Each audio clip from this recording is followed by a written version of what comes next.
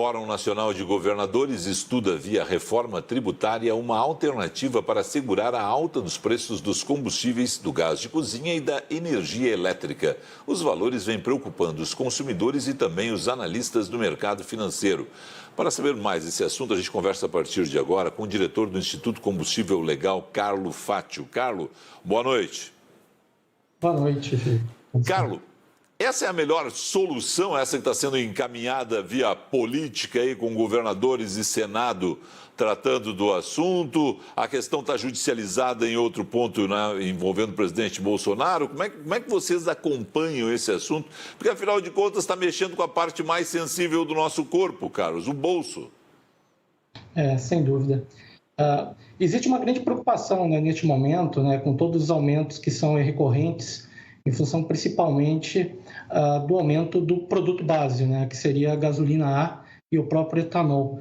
Também não podemos esquecer que o preço ele é uma commodity, então o preço está associado com o barril do petróleo internacional e do preço do dólar, né? A solução, na realidade, é uma solução que tem que ser constituída, né, por uma simplificação tributária ou uma reforma tributária geral, né?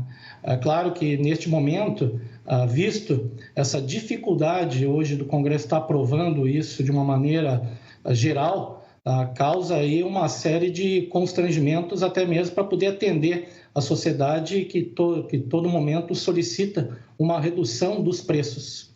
Só temos que lembrar que os preços, existem diversos componentes, né, dentro do setor de combustível. E hoje o que é mais relevante, sem pensar aqui propriamente no princípio, né, do abastecimento, porque a matriz hoje ela é flexível, né, você pode botar tanto uma gasolina quanto etanol, mas o que mais pesa hoje é o ICMS dentro da composição de preços.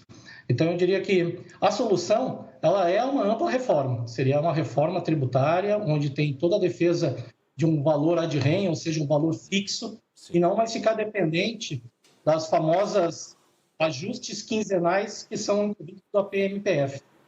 Tá, vamos lá, vamos por partes aí. Valor fixo, não do combustível na bomba. Aí sim a competição segue, só para não deixar nenhuma dúvida, né? O valor fixo da tributação, né? Exatamente. E aí a gente entra naquela questão que muita gente não entende, né? Mas é o seguinte: os estados eles têm um preço fixo para o combustível. Não importa se nós estamos pagando R$5 na bomba, né? A gente chega lá, é R$5 o litro, o estado pode estar com R$6 e ele recolhe sobre os R$6. É isso. Então, e aí tem um estado que recolhe sobre 6, um estado que recolhe sobre 5,50, outro sobre 5,20, e essa confusão não ajuda ninguém, né? Exatamente. Hoje, o cálculo do preço do combustível é baseado no preço médio futuro, que é o PMPF. E isso é alterado a cada 15 dias.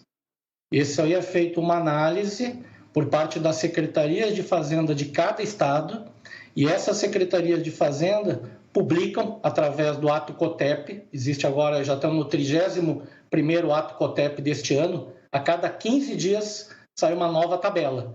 E o ICMS é calculado sobre esse preço futuro. Então, independente do valor que você paga no teu dia a dia, o tributo é cobrado sobre o valor médio do mercado. Agora, uma situação, né, que é a guerra fiscal de um lado, a questão das tarifas, mas de outro lado também é tapar o buraco dos caixas dos estados, é que o ICMS em um estado é X, no outro estado é 2X, no outro estado é 3X, quer dizer, o sujeito sai do Rio Grande do Sul pagando 30% de ICMS sobre o combustível, chega em São Paulo com 12% em alguns casos, né? Dependendo do combustível, etanol ou gasolina, né? E aí pode ir para outro estado é 18%, pode ir para outro estado é 25%. Tem que ter uma equalização, né? Esse é o grande problema que o ICL vem trabalhando já há alguns anos, que é o combate a essas variações de tributo entre estados, né? Você tem operações fictícias, né? Hoje, a maior, digamos, disparidade que existe no Brasil é entre Rio de Janeiro e São Paulo. São Paulo é o menor tributo percentual do Brasil e o Rio de Janeiro é o maior tributo percentual do Brasil. Por exemplo, na gasolina, nós estamos falando de 25 para 34. E daí você tem várias componentes que são efeitos multiplicadores. Chega a ter uma diferença onde na bomba, a divisa entre o Rio de Janeiro e São Paulo de R$ 1. Então, aí causa impactos concorrenciais irregulares. Então, aumenta as taxas em função dessa facilidade de levar o produto de um estado para outro. Ô Carlos, vamos lá. A gente está falando do Brasil todo. O sujeito enche o tanque em São Paulo, vai para o Rio de Janeiro. Chegou, e aqui pagou 12%, né? Dependendo... Aqui na gasolina pagou 25%. 13,3% no etanol e 25% na gasolina. 13% no etanol, né? E 25% na gasolina. Pagou 25%. Chegou no Rio de Janeiro, ele está pagando 32% na gasolina e no etanol... 34% no etanol, exato. Não dá, né? E aí volta para São Paulo, não dá. É uma situação mesmo complicada. Bom, para vocês a equalização dessa questão, dessa tarifa de ICMS seria o ideal. Agora me diz o seguinte, por que não é feito? Por que o CONFAS não faz isso? Por que o Congresso demora tanto, né? E agora tem até a judicialização dessa questão, que não seria o melhor, né? Mas pode ter que se vir via judicial. O grande problema de chegar num consenso é exatamente estados que são ganhadores e outros que são perdedores, né? Então, hoje o ICMS do combustível ele é o item que mais arrecada para cada estado, né? O setor que mais arrecada para cada um dos estados brasileiros. O fato de você tomar uma decisão de alterar uma alíquota, como, por exemplo, São Paulo, subir a alíquota para ficar algo mais equiparado com o Rio de Janeiro, que deveria baixar, isso também causa um grande problema com relação à sociedade, porque a sociedade vai ter que pagar mais caro. Então, é um efeito impopular também. Então, na realidade, há necessidade dos estados a equacionarem o problema das diferenças tributárias e, em função dessa equalização, se criar, inclusive, mecanismos que são colchões de amortecimento, onde se gera um bolsão de tributo que pode ser compensado para aqueles estados que são os perdedores. E, por sua vez, os estados ganhadores abririam também mão de receitas adicionais para poder fazer esse colchão. Agora, tem um negócio que não entra na cabeça, eu sempre acho que é uma incompetência dos governantes brasileiros, mas se você como estuda mais a fundo a questão, né, a gente já viu a curva de Laffer 1000 vezes. A curva de Laffer diz o seguinte, né, acima daquele ponto de equilíbrio determinado, quanto maior for a alíquota de impostos cobradas, maior vai ser a sonegação. E isso a gente vê também nos combustíveis, infelizmente. Os estados não se flagram disso, os governos não se flagram disso. Quando vocês levam essas questões para eles, qual é o retorno de vocês? A todo momento a gente mostra, né, a relevância do aumento do tributo, quanto que isso impacta no aumento de sonegação, inadimplência e práticas irregulares do dia a dia para o consumidor. Mas, infelizmente, acaba sendo um efeito compensatório. A prática ilegal acaba conduzindo os estados que precisam pagar, né, sua despesa fixa, acaba conduzindo a ter um efeito compensatório, que é aumentar ainda mais o tributo. A gente tem que lembrar que nos últimos 2 anos, né, em função até da pandemia, houve, né, uma redução volumétrica.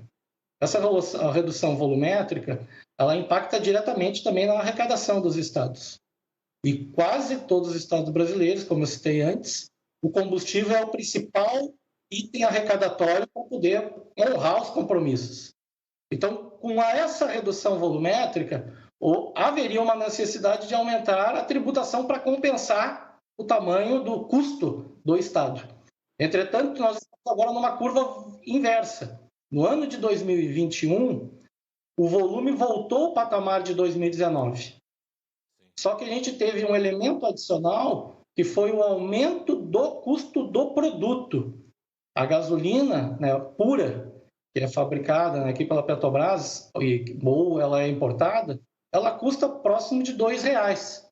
Ela aumentou aproximadamente 50% versus 2 anos atrás. Então, a arrecadação dos estados cresceu muito. Então, agora caberia avaliar a necessidade realmente de se balizar pela essa arrecadação adicional que os estados estão tendo.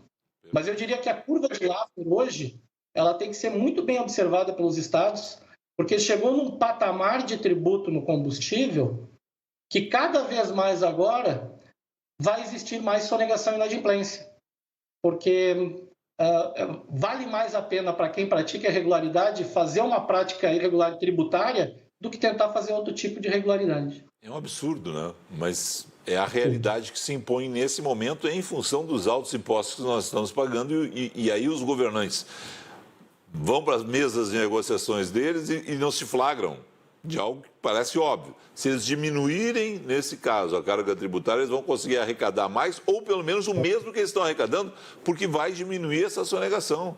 E eles não... A sonegação hoje, Felipe, ela beira, só de sonegação e inadimplência no setor de combustível, 14 bilhões ao ano. Isso segundo o último relatório da FGV. Esses 14 bilhões correspondem a aproximadamente 10% da arrecadação total de tributos de combustíveis.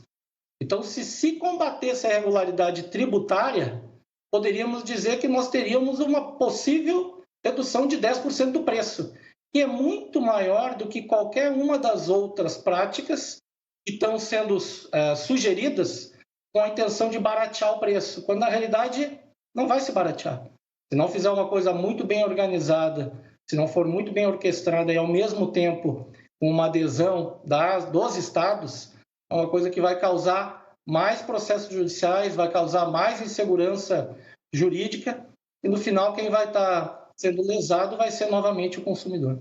Vocês que estudam esse assunto no mundo, assim, tem algum país que se assemelha com o Brasil, que tem uma boa proposta que a gente poderia dizer assim, olha, busca esse exemplo lá, é um país que tem condições da gente aqui replicar o exemplo deles? Tem vários países que já adotam modelos, né, que a gente chama de REN, né, que é um tributo fixo. Né? Hoje, o próprio sistema tributário brasileiro ele tem as duas modalidades. No tributo federal, a gente tem um modelo ad rem que é um valor fixo. Independente da variação do custo do produto, o valor do tributo federal sempre é constante. No ICMS, é um ad valorem, que é um valor atribuído a um percentual sobre o preço futuro. Tá? Boas práticas são feitas no mundo inteiro. Infelizmente, tá? Não dá para comparar também o Brasil com uma Noruega, o Brasil com outros países industrializados, que são outras linhas até de renda, né? Então fica comparando salário e outras coisas. Mas ter um valor único, um tributo único, cobrado em um único momento, que é o momento de produção, inibe qualquer tipo de irregularidade. E isso daí é uma prática que é demonstrada. Estados Unidos usa isso, Canadá usa isso, países europeus usam essa modalidade. E isso também gera uma previsibilidade, tanto federal quanto estadual. Porque o Estado vai saber que, pelo volume, ele está ganhando X centavos por litro. Muito mais simples do que a modelagem existente hoje. Mas para que simplificar se pode complicar, né? O Brasil é assim, né? Querido, deixa eu te perguntar alguma questão, algum ponto que você gostaria de observar aí, porque vocês estudam muito essa questão dos combustíveis e a gente está no meio desse debate todo, né? E tem alguma questão que você queira pontuar? Eu acho que o ponto que hoje está sendo bem debatido e começa a surgir um pouco para a sociedade é a forma que existe a tributação sobre o efeito futuro, né? Então, a PMF, que é esse modelagem de cálculo feito pela Secretaria de Fazenda e publicado quinzenalmente, isso daí ele acaba sendo um efeito cascata, porque subindo o produto hoje, só vai ser repassado isso em termos de tributo daqui a 15 dias. Daqui a 15 dias, no novo cálculo médio, vai ter um efeito cascata. E isso daí acaba gerando, no final das contas, inflação. Nós somos um país rodoviário. Qualquer alternativa que é realizada, qualquer ajuste que é feito com combustível, reflete no bolso do consumidor. Exatamente. E não temos alternativa hoje que possa dizer que eu substituir este combustível por outra fonte vai nos dar algum tipo de melhoria de preço. Então, nós estamos falando de frete, estamos falando de alimento, estamos falando de energia, porque hoje também nós estamos com escassez elétrica. Então, a gente tem que usar o diesel para girar, né, as termoelétricas. Isso daí também carece. E a gente, cada dia mais, tem mais situações aí que mexem com o bolso de todo mundo, né? Querido, obrigado a você aí. Uma excelente noite, bom final de semana. Muito obrigado aí. Uma boa noite a todos. E vamos continuar acompanhando para ver os desdobramentos e o que vai sair, né, da área política brasileira, né, se os governadores vão chegar nesse consenso, porque o que você está propondo é uma simplificação, né, que traz benefícios imediatos para nós de um lado, para eles do outro, quer dizer, facilita bastante. Mas para que simplificar? Eles adoram complicar, Carlos. Abraço. Boa noite. Boa noite.